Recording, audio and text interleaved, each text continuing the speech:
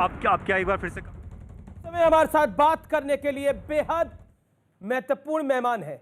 मेरे साथ मौजूद हैं देश के वरिष्ठ नेताओं में से एक, पूर्व कैबिनेट मंत्री, कांग्रेस पार्टी के वरिष्ठ नेता, जम्मू कश्मीर के पूर्व मुख्यमंत्री गुलाम नबी आजाद। आजाद साहब, आपका अभिनंदन है न्यूज 18 पर।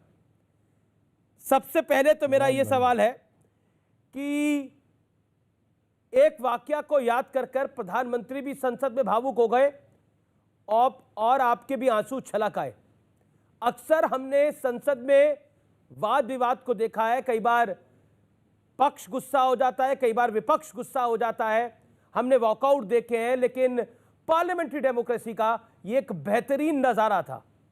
क्या कहना चाहते हैं आप? इसी को लोकतंत्र कहते हैं। लोकतंत्र में सदन के अंदर, सदन के बाहर तनाव भी रहता है, टोका टोकी भी होती है, एक दूसरे की निंदा भी होती है, लेकिन जब समय आया तो हम इकट्ठे वोट भी करते हैं। और कभी कभी अगर अच्छा कोई कानून बनाए तो विपक्ष सरकार की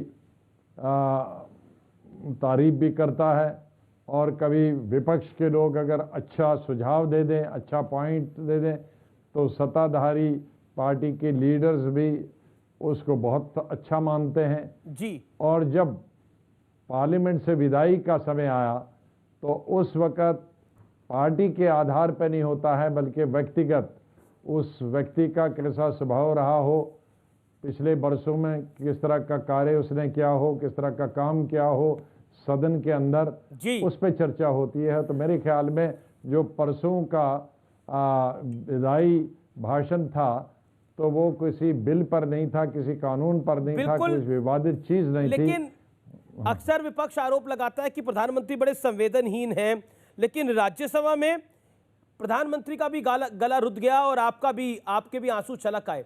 क्या कहना चाहते हैं? क्योंकि जिस तरह से मैं उस दृश्य को देख रहा था उस समय, जिस तरह से प्रधानमंत्री ने आंसुओं के साथ आपको सैल्यूट किया, ऐसा हाल फिलहाल में या फिर गत कई वर्षों में नहीं देखा गया है। उसका चाहे प्रधानमंत्री जी भावुक हो गए या उनके आंखों में आंसू आए या मेरे आंखों में आंसू आए, वो एक समय के वाकये से थे, एक इंसिडेंट से उसका संबंध था। माननीय प्रधानमंत्री जी जब चीफ मिनिस्टर गुजरात की और मैं जब चीफ मिनिस्टर था जम्मू कश्मीर का, तो ये जो घटना हुई थी उस वक्त 2006 में कि मिलिटेंटों ने कश्मीर के जो पर्यटक थे उन पे हमला किया, ग्रेनेड से हमला किया और बहुत सारे पर्यटक मर गए गुजरात के और कई जख्मी हो गए। तो उस वक्त जब मैं साइट पे पहुंचा था तो किस तरह से मैं रो रहा था, और फिर बाद में शाम को जब उनको विदाई की मैंने एयरपोर्ट पे, और किस तरह से बच्चे औरतें मेरी टांगों से और गले में मिलते मिलते मुझसे लिपट गए और रोते रहे, दृश्य हमने देखे, उनसे भी ज्यादा चिल्ला चकल आंसू यकीन मानिए आजाद साहब, मैं आपको मैं लंबे अरसे से जानता हूं। मैंने भी जब वो दृश्य को देखा उस दिन जब आपने इसका जिक्र किया, तो हमने अपने आर्काइव से इस दृश्य को निकाला और दर्शकों को दिखाया कि किस तरह से आप भावुक हो गए थे बतौर मुख्यमंत्री। वाकई यकीन मानिए वो दृश्य देखकर मेरे भी आंसू छलक गए, जिस तरह से आप भावुक हो रहे थे, जिस तरह से परिवार भावुक हो रहे थे। वाकई वो जो दृश्य थे वो किसी भी व्यक्ति की आंखों में आंसू लेके आ सकते हैं, इसमें कोई दो राय नहीं है। तो यही उसका जब हम उल्लेख कर रहे थे कि प्रधानमंत्री कह रहे हैं कि भाई हम लड़ाई करते हैं, लेकिन अच्छा जब हम इंसान भी हैं, चाहे गुजरात का आदमी हो और एक तरफ से मिलिटेंट उसको मारे और दूसरी तरफ से रोने वाला कश्मीरी है, कश्मीर का मुख्यमंत्री रोने वाला है, तो इसलिए उन्होंने सल्यूट किया कि भाई ये आप इंसान भी हैं, एक साथ साथ विपक्ष के नेता के साथ साथ अब अच्छे इंसान भी हैं, तो शायद इसकी वजह से वो सल्यूट उन्होंने किया। लेकिन मैं आभारी हूं उनका कि उन्होंने मैं आभारी हूं प्रधानमंत्री जी का कि उन्होंने 14 साल पुरानी बात को अभी तक याद रखा और उनके मन में ये बात अभी तक थी और आज मौका पाकर उन्होंने इस बात का उल्लेख किया।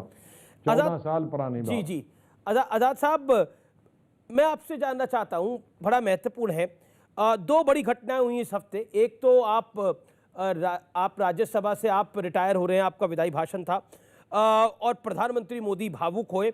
दूसरी, उसके बाद G23 के जो नेता हैं, ऐसा कहा जा रहा है, वो आपके घर भी पहुंचे आपसे मिलने के लिए। क्या भारत की सियासत में कुछ बड़ा होने वाला है? देश आपकी तरफ भी देख रहा है।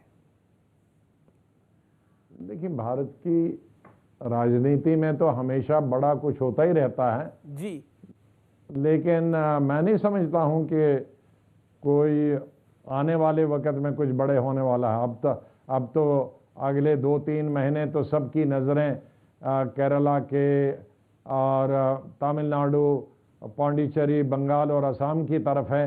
सब पार्टियां उसी में लगेंगी, हम भी अपनी पार्टी की तरफ से लगेंगे। सदन के अंदर एक दूसरे की तारीफ करना एक बात है, लेकिन आखिर में हम सब अलग अलग पार्टियों से संबंध रखते हैं, सब पार्टीज की और हम सब की अलग अलग विचारधारा है। लेकिन आजाद साहब, आपकी तारीफ को लोगों ने बहुत चीजों के साथ जोड़ दिया। हालांकि आप इस पर क्या कहना चाहते हैं? मेरे ख्याल में बहुत सारे लोगों ने, मैंने अटल जी के भाषण भी देखे हैं, मैंने इंदिरा जी के भाषण देखे हैं, चंद्रशेखर के भाषण देखे हैं, नरसिम्हा राव जी के भाषण देखे हैं, जब लोग और राजीव जी के भाषण देखे हैं। तो शायद जिन लोगों ने ये तमाम पास्ट का हिस्सा नहीं रहे होंगे तो उनको ये कोई नई चीज़ लगी होगी।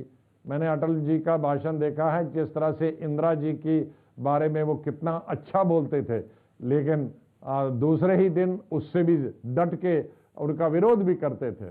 लेकिन ये राजनीति का हिस्सा है। जी, लेकिन केंद्रीय मंत्री रामदास अठावले ने आपसे संकेतों में कहा कि अगर कांग्रेस आपको वापस राज्यसभा में नहीं लाती तो वो तैयार है।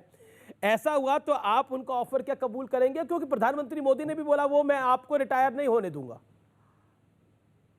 हाँ, तो उसमें ज्यादा रीड नहीं करना चाहिए, उसमें पढ़ना नहीं चाहिए। बहुत सारे वो आप लोगों ने शायद माननीय प्रधानमंत्री जी की स्पीच सुनी, तो और भी 25 पार्टीज के लीडरों ने बात की, उनमें से कई ने ये बात कहा कि आप हमारे से आइए। लेकिन वो एक समय था, वो एक सब पार्टीज ने अपना प्यार जताने के लिए, दिखाने के लिए, क्योंकि मैंने कहा कि एक ये व्यक्ति की बात हो रही थी, उस वक्त पार्टी की बात नहीं हो रही थी, तो उसमें आपने अपना सुझाव सबने दिए। तो मैं नहीं समझता हूँ कि उस रास्ते पे कोई जाने वाला है।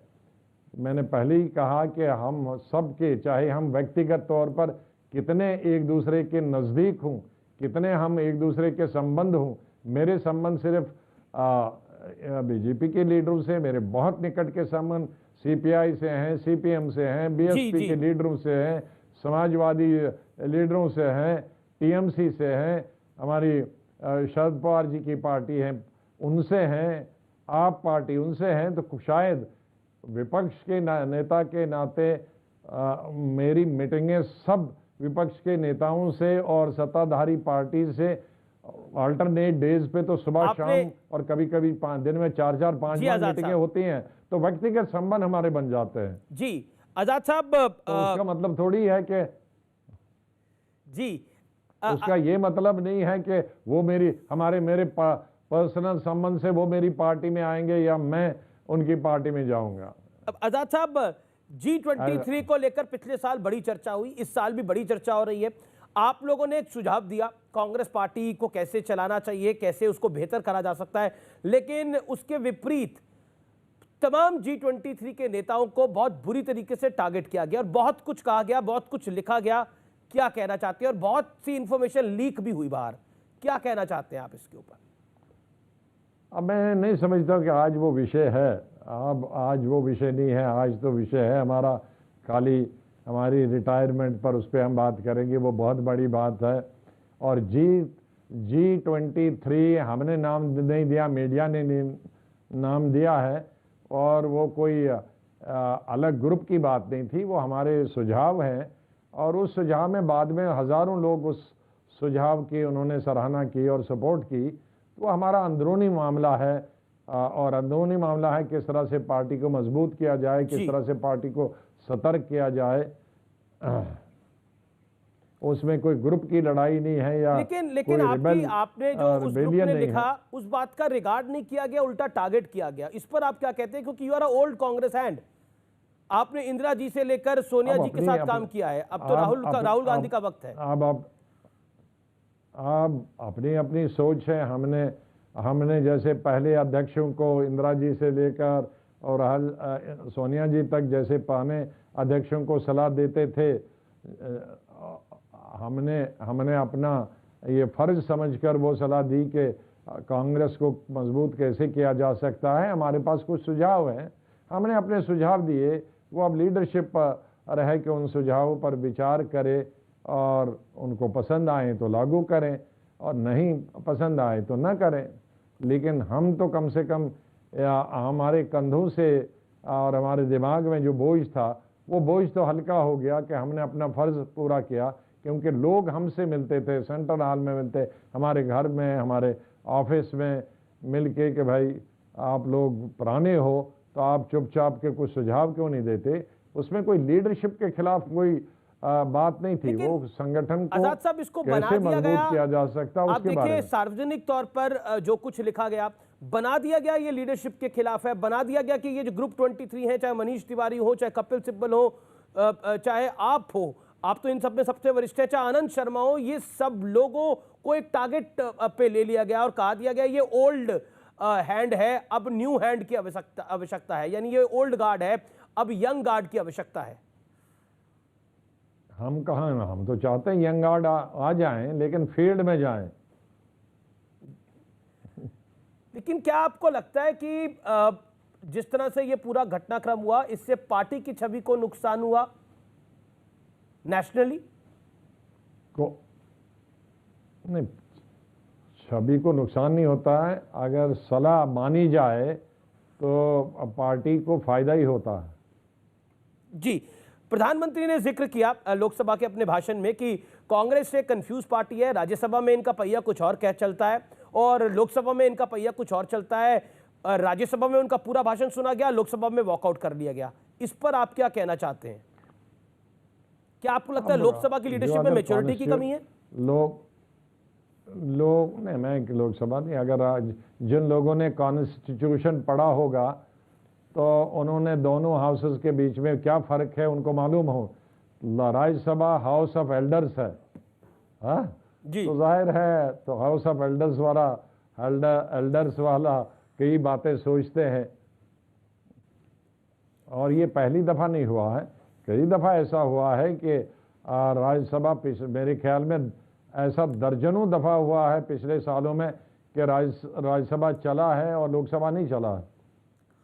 जी, वो बिल्कुल बात हम समझते हैं, क्योंकि मैंने भी पार्लियामेंट को जितना कवर करा है आज़ाद साहब, और लेकिन पार्टी का रुख एक रहता है। जो राज्यसभा की पार्लियामेंट्री पार्टी का रुख होता है, वही लोकसभा की पार्लियामेंट्री पार्टी का रुख होता है। इसमें डिफरेंस आया, उसके ऊपर प्रधानमंत्री आपको मालूम नहीं है, लेकिन आपको मालूम नहीं है कि इसमें राज्यसभा और लोकसभा में खाली कांग्रेस नहीं थी, राज्यसभा की सब पार्टियों ने हिस्सा लिया राज्यसभा में। वही मैं कह रहा हूँ, कांग्रेस भी उसमें शामिल थी, कांग्रेस पार्टी नहीं, लेकिन लोकसभा के अंदर बाकी सब पार्टियां कांग्रेस भी शामिल थी, कांग्रेस नहीं, लेकिन कांग्रेस एक अकेली नहीं पार्टी थी, पूरा विपक्ष था। मैं आपसे एक सवाल पूछ रहा हूं, तो कि बड़ा अहम सवाल है। क्या आपको लगता है कि कांग्रेस पार्टी कृषि कानूनों को लेकर बड़ी मुखर है? राहुल गांधी भी कृषि कानूनों को लेकर लगातार बोल रहे हैं, लेकिन वो जब बिल्कुल अगर जी मैंने, अगर आपने मेरे आज का नहीं, अगर आप जिस वक्त ये कानून बना है तो अगर उस वक्त मेरा भाषण सुना होगा और किस तरह से विरोध करके मैंने बाइकाट किया, बाहर पूरा सेशन बाइकाट किया, और बाहर फिर हमारी पार्टी के भी और दूसरी पार्टीज के हमारे लोग रात भर भी गांधी जी की स्मृति के सामने रात भर बैठे। ये शायद पहली दफ़ा हुआ है, हमने विरोध किया उस बिल का। और अभी भी माननीय राष्ट्रपति के अभिभाषण पर मैंने जब भाषण किया तो मैंने आज का नहीं, मैं 1900 से लेकर 1009 सब की इसी से लेकर 2006 में क्या हुआ, न 1906 में क्या हुआ, 1907 में क्या हुआ, 1918 में क्या हुआ, 1928 में क्या हुआ, कि किस तरह से जब किसानों का आंदोलन था तो अल्टीमेटली अंग्रेज़ों को हार माननी पड़ी। अंग्रेज़ों को पीछे चंपारण के लेकर, खेड़ा से लेकर बरदौली तक किस तरह से किसानों को की जीत हुई और अंग्रेज़ों को विड्रॉ करना पड़ा। मैंने उल्लेख किया राजीव गांधी के वक्त का भी 1988 में, लेकिन जब मैं जनरल सेक्रेटरी था और रैली का इंचार्ज था, तब भी हमने विड्रॉ किया। लेकिन देखिए, कांग्रेस पार्टी की अगर इस पे सीरियसनेस थी तो क्या आपको लगता है राहुल गांधी से बड़ी चूक हुई? जब किसान आंदोलन चल रहा था वो शेरो शायरी करके ट्विटर के ऊपर वो विदेश चले गए काफी दिनों के लिए, क्या आपको लगता है वो बड़ी चूक थी पॉलिटिकली, विदेश जाना? उससे इसका क्या मतलब है? नहीं, विदेश जाने से, विदेश तो पूरी दुनिया जाती है। विदेश, वो नए साल के मौके पे चले गए कोई ये दुनिया जाती है, विदेश जाना कोई पाप नहीं है। नहीं, पाप तो नहीं है बिल्कुल भी। नहीं, मैं इसको मेरा सवाल किसानों का ये मैं अभी भी क्योंकि पॉलिटिकली आप कह रहे हैं आजाद साहब, मेरा सवाल है, कांग्रेस पार्टी कह रही है कि हम किसानों के मुद्दे को, आप भी कह रहे हैं कि हम किसानों के मुद्दे को लेकर खड़े हैं, आप लगातार बोल रहे हैं पिछले काफी महीनों से, लेकिन उसी बीच में राहुल गांधी का विदेश चले जाना पूरी सिचुएशन को डिफ्यूज नहीं कर जाता? राहुल गांधी की सीरियसनेस को नहीं दिखाता कि वो कितने सीरियस है इस मुद्दे को लेकर?